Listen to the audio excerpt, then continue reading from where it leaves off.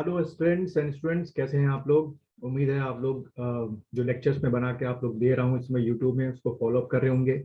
पिछला वाला उत्तराखंड पर मैंने आप लोगों को दिया था। उम्मीद है काफ़ी आप लोगों ने देखा होगा और काफ़ी लोगों को पसंद भी आया है।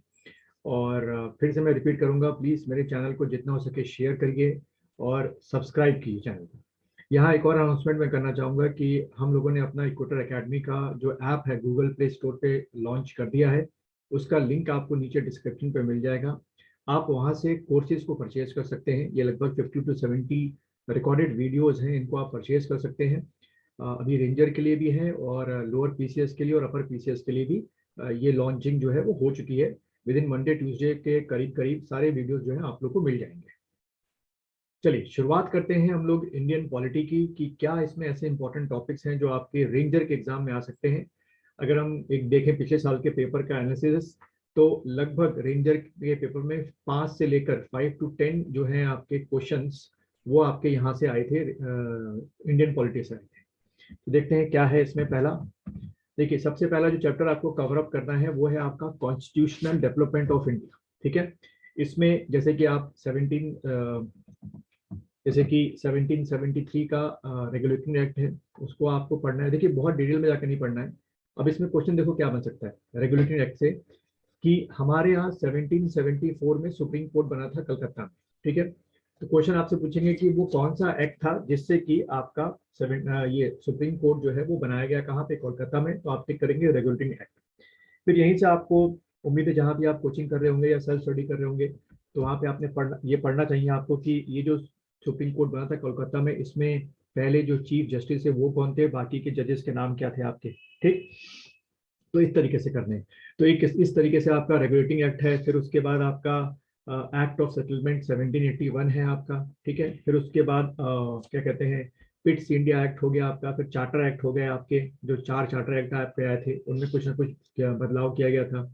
फिर उसी में ही आपका गवर्नमेंट ऑफ इंडिया एक्ट 1858 के बाद से आने शुरू हुए। जैसे गवर्नमेंट ऑफ इंडिया एक्ट 1909 हो गया, उसके बाद 1919 का हो गया, 1935 का हो गया। इनके मेन मेन जो फीचर्स हैं, बहुत इन डेप्थ में जाके देखो स्टूडेंट्स नहीं पढ़ना है, जो मेन मेन फीचर्स है उसको पढ़ना है। जैसे फॉर एग्जांपल जो आपके 4 चार्टर एक्ट हैं, उसमें कहीं पे क्या लिखा हुआ है, कहीं पे ये लिखा हुआ है कि वो कौन सा एक्ट था, बाय विच एक्ट जो ईस्ट इंडिया कंपनी थी उसका सारा जो राइट्स था ट्रेड करने का बिल्कुल खत्म कर दिया गया था। ठीक है, और बाकी भी जो ब्रिटिश कंपनी थी उनको परमिशन मिली कि वो इंडिया आए और क्या करें, यहाँ पे ट्रेड करें। तो आपको इस तरीके से पढ़ना है। देन अगला, तो पहला चैप्टर तो आपका ये हो गया। देखें तो अगर एक या ज्यादा से ज्यादा 2 क्वेश्चन जो है ये पहले चैप्टर से आपके आ सकते हैं, बहुत वास्ट है। उम्मीद है कि आप लोगों ने इसको अब तक खत्म किया होगा। ठीक है, देन उसके बाद प्रियम्बल की बात करें तो प्रियम्बल से क्वेश्चन पूछ लेते हैं, उसकी लैंग्वेज पूछ लेते हैं कई बार। उसमें जो सेकुलर सोशलिस्ट वर्ड है वो कब, ये सब चीजें पूछ लेते हैं। एड ऑन कब किया गया, क्या इसको हम लोग अमेंड कर सकते हैं, अगर कर सकते हैं तो कितनी बार हम लोग अमेंड कर सकते हैं। देन उसके बाद देखिए फंडामेंटल राइट्स, ये इससे तो हर साल काफी अच्छे क्वेश्चंस बनते ही बनते हैं। अच्छा, फंडामेंटल राइट्स के पहले पहले एक और चीज मैं बता दूं कि जो एक कॉन्स्टिट्यूशन डेवलपमेंट वाला पार्ट है, इसमें जो आपकी इंटरिम गवर्नमेंट बनी थी, कॉन्स्टिट्यूंट असेंबली में कितने मेंबर्स थे, कितने लोगों ने साइन किए आज़ादी से पहले पहले। ठीक है, मतलब जब वो असेंबली बनाई गई थी, कॉन्स्टिट्यूंट असेंबली बनाई गई थी। और फिर उसके बाद जो वो स्ट्रक्चर था आपका किसका, ड्राफ्टिंग कमेटी का जो स्ट्रक्चर था वो आपसे पूछ लेते हैं। तो उम्मीद है कि आप एक वे में पढ़ रहे होंगे, इसको खत्म कर रहे होंगे। ठीक, तो जो जो मैं बोल रहा हूँ उसको करते हुए, जैसे कंपोजिशन ऑफ ड्राफ्टिंग कमेटी, ये आपको पढ़ना है कि भाई डॉक्टर बी आर अम्बेडकर के चेयरमैन थे, बाकी इनके मेंबर्स के नाम रख लिए।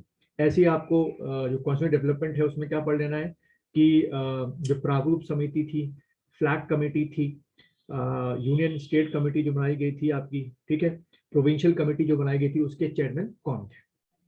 उम्मीद है आप लोगों ने तो पढ़ लिया होगा। नहीं पढ़ा होगा तो कोई बात नहीं, हमारा जो ऐप है उसमें जो मैंने वीडियो अपलोड्स कर रखे हैं, आप उसको परचेज कीजिए। सारी चीज़ें आपको बहुत शॉर्ट में आपको मिलेंगी। देन उसके बाद जो थर्ड चैप्टर में आ गए थे हम लोग, फंडामेंटल राइट्स में। ठीक है, ये बड़ा इंपॉर्टेंट है और ये आने के चांसेस भी इस बार थोड़े ज़्यादा लग रहे हैं, क्योंकि काफ़ी कुछ एक साल के अंदर हुआ है राइट्स को लेकर।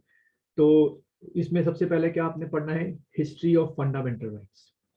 ठीक है, हिस्ट्री ऑफ फंडामेंटल राइट्स की इसकी शुरुआत कहाँ से हुई थी, फंडामेंटल राइट्स पहले कौन से था। जैसे 1215 के आसपास कहते हैं कि ब्रिटेन एक पहली कंट्री थी जिसने एफआर के बारे में, यानी कि फंडामेंटल राइट्स के बारे में कोई बात सोची थी।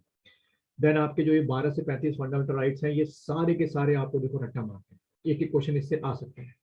देन आपका डीपीएसपी, ठीक है, directive principle of state policy, ये भी रट्टाफिकेशन वाली चीज है। इसको भी आपको एक एक जो आपके डीपीएसपी हैं सारे आपको क्या करते हैं भाई, रिवाइज करते हैं, ठीक है, कि किस डीपी में क्या है। जैसे शराबबंदी, लिकर प्रोहिबिशन किस में है, उसके बाद जो आपका ये मांस बिकता है, जो मीट शॉप्स की जगह बंद होती है। जैसे हमारे उत्तराखंड की बात करें तो हमारे उत्तराखंड में हरिद्वार, ऋषिकेश और जो चार धाम है वहां पे under the DPSP state government ने लिकर और मांस मच्छी पे पूरी तरीके से क्या लगा रखा है, प्रोहिबिशन लगा रखा है। तो हम कर सकते हैं ऐसा। देन आपसे फंडामेंटल ड्यूटीज जो है, शुरू में आपको पता है 10 थी, फिर बाद में आपकी 11 हो गई। ये आपसे पूछ लेंगे किस अमेंडमेंट के थ्रू जोड़ी। देन उसके बाद ये जो है आपका प्रेसिडेंट और वाइस प्रेसिडेंट। अब इसमें क्या पढ़ना है आपको, सॉरी, प्रेसिडेंट और वाइस प्रेसिडेंट में क्या पढ़ना है। सबसे पहला कि प्रेसिडेंट की एलिजिबिलिटी क्या होती है, ठीक है, मिनिमम कौन प्रेसिडेंट बन सकता है। फिर प्रेसिडेंट का इलेक्शन, मैं दोनों एक साथ बोल दे रहा हूँ, प्रेसिडेंट और वाइस प्रेसिडेंट का एलिजिबिलिटी क्या हो गई। फिर इसका इलेक्शन जो होता है वो कैसे होता है, जब होता है इलेक्टोरल कॉलेज के थ्रू होता है। देन इसकी मिनिमम एज, मैक्सिमम एज और रिमूवल प्रोसेस। और सबसे इंपॉर्टेंट जो पीसीएस में आता है, list of president, list of president, और इसी तरीके से लिस्ट ऑफ वाइस प्रेसिडेंट, ठीक है, लिस्ट ऑफ वाइस प्रेसिडेंट। ये सारे आपको रटिफिकेशन करके जाने हैं।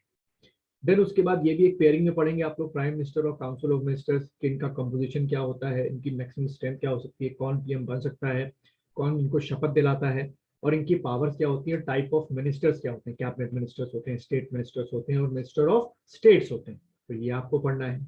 देन उसके बाद अटॉर्नी जनरल ऑफ इंडिया, जिसको हम लोग शॉर्ट में एजीआई बोलते हैं, फर्स्ट लॉ ऑफिसर जिसको हम लोग बोलते हैं, इसके बारे में आपको पढ़ना है। देन पार्लियामेंट, देखो ये सबसे लंबा चैप्टर है आपका, देखने में बड़ा छोटा लग रहा है, लेकिन इसमें पूरा आपको लोकसभा और उसके बाद जो आपका क्या है राज्यसभा, ये पूरा आपको पढ़ना है। कंपोजिशन हो गया, कैसे इनका इलेक्शन होते हैं मेंबर्स के, कैसे कंपोजिशन रिमूवल होता है, लोकसभा की क्या क्या पावर्स हैं, राज्यसभा की क्या क्या पावर्स हैं, ये सारी चीजें आपको पढ़नी है। और वैसे भी जब भी आप कभी पार्लियामेंट वर्ड पढ़ेंगे या सुनेंगे तो पार्लियामेंट तीन चीजों से बनके बना होता है, राज्यसभा प्लस लोकसभा और प्लस आपका क्या, प्रेसिडेंट, ठीक है।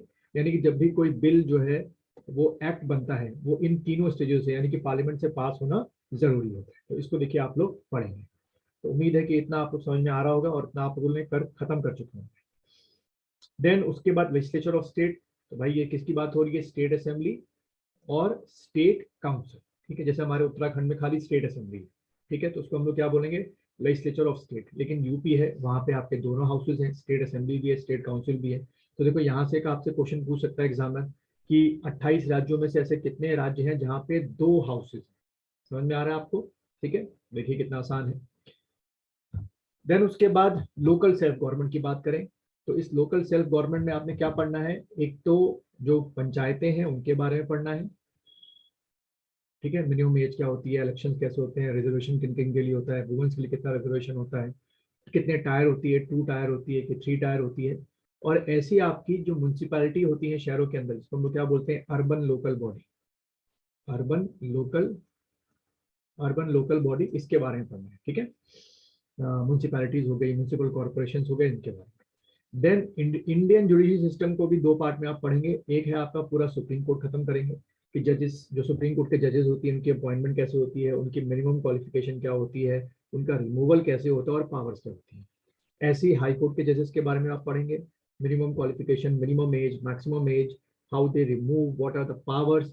और हमारे 28 राज्यों में से कितने राज्यों में आपकी क्या है, हाई कोर्ट है, और कितने ऐसे कितने राज्य हैं जिन्होंने कंबाइंड ज्वाइंट क्या रखी है, हाई कोर्ट आपकी रखी है। तो उम्मीद है आपको इतना समझ में आ रहा होगा।